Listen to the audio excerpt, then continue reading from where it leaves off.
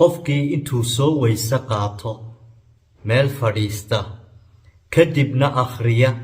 99 magac ee Allah subxaanahu wa tacaala marka uu dhameeyo 99 magac ee Allah subxaanahu wa tacaala ku xigsiiya 100 jeer oo salliga nabiga ah calayhi salaatu wasalaam marka uu dhameeyo intaas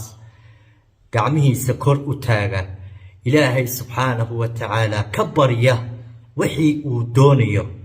allahna subxaanahu wa tacaala addoonkaas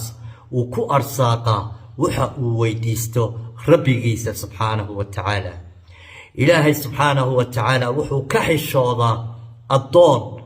gacmihiisa kor ugu taagay qalbiga ka baryay oo baahidiisa u sheegtay ilaahay subxaanahu wa tacaala wuxuu ka xishoodaa addoonkaas gacmihiisa faaruqa in uu soo caliyo ayaa rabbi ka xishoodaa subxaanahu wa tacaala ilaahay subxaanahu wa tacaala wuxuu leeyahay addoon aan qalbigiisa daalacday oo aan ogahay qalbigana iga baryaaya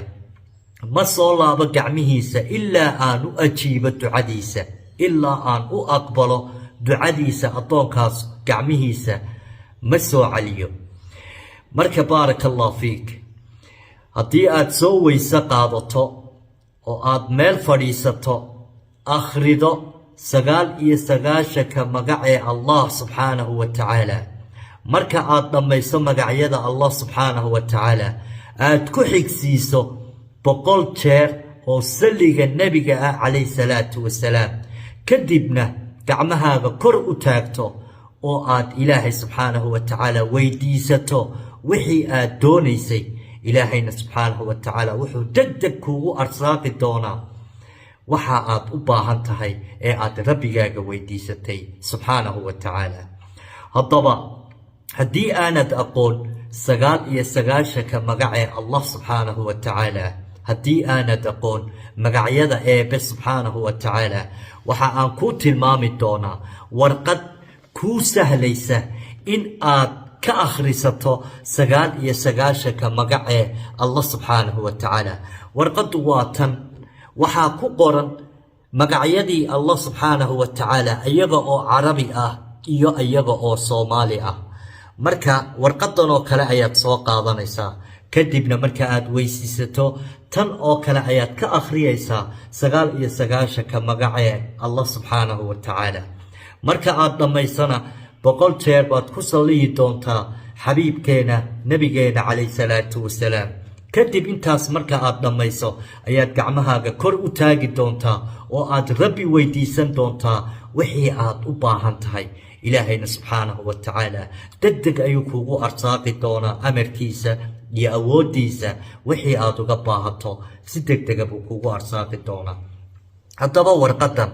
waxa ay kuu fudaydinaysaa in aad akhrisato 99 magac ee Allah subxaanahu wa tacaala waqtigaad u baahato warqadan waxa kaloo ay kaa caawinaysaa in aad qaybto 99 magac ee ilaahay subxaanahu wa tacaala inaad qaybto oo qalbigaaga dejiso warqadan xitaa way kaa caawinaysaa marka baarakallahu fiik marka aad ilaahay subxaanahu wa tacaala wax uga baahato marka aad baahidaada rabbi u bandhigayso waa in aad ilaahay subxaanahu wa tacaala magacyadiisa ku barido waa in aad ilaahay subxaanahu wa tacaala awoodihiisa ku barido waa in aad ilaahay subxaanahu wa tacaala weynidiisa